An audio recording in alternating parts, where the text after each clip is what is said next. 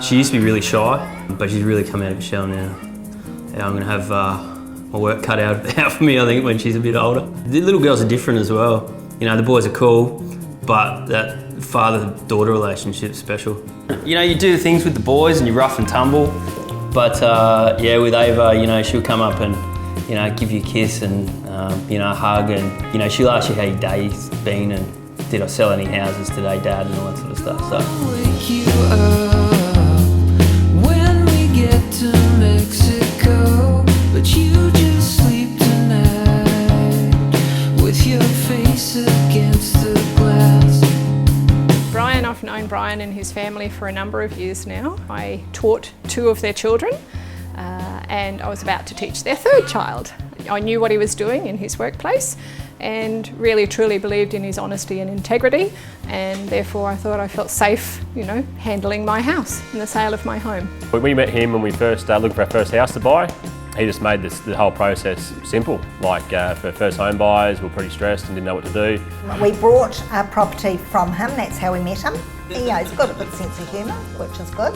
I like that in a person. We had a bad run with the real estate a couple of years ago. We got this unit and they had Runaway Bay, and it was really what we wanted. And we were desperate to get into it.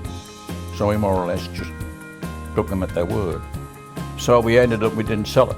Sulked for a couple of years. We decided to try again. And I said to Bob, oh, this Brian Dobson sold a few houses And around here. I know his grandfather-in-law. But we didn't know at the time. What sort of agent, in my opinion, because I've had a background in sales, he comes across as more of a genuine bloke.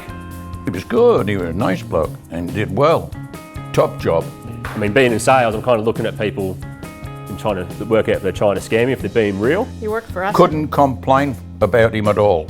And with Brian, it did feel like he's the type of bloke you could have a beer at a barbecue with and just having a general conversation. So it felt natural. He went out and sourced the most amazing people to come and buy my home and did it with dignity and integrity. Well, I look for a good agent as somebody that listens to what you're saying and acts accordingly. And honest. And honest. It's just professional in their job, yeah. He's been very professional. He's a very professional agent. He's switched on. Very good. He's a keeper. I started in December 2009 and worked for a good agency. By February 2010, the market had crashed.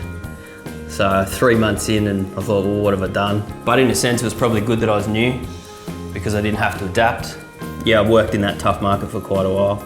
So it's different now. It's nice working for sellers now. It's good to have some happy stories and happy vendors because it's been tough for a long time. Fortunate enough to work for a good brand as well where I can go anywhere on the Gold Coast. First one was number 8 Lumley Street in Glenmore Park.